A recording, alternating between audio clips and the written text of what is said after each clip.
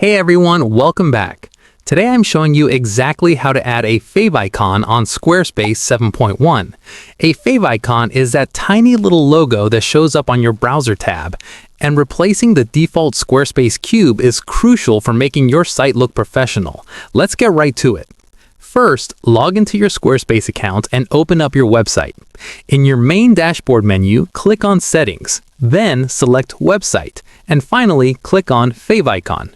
Alternatively, you can just press the / key on your keyboard and type Favicon to jump there instantly.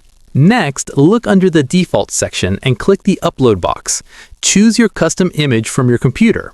For the best results, you want to use a square PNG file with a transparent background, sized somewhere between 100 and 300 pixels. Once your main icon is uploaded, you also have the option right below it to upload a dark mode version.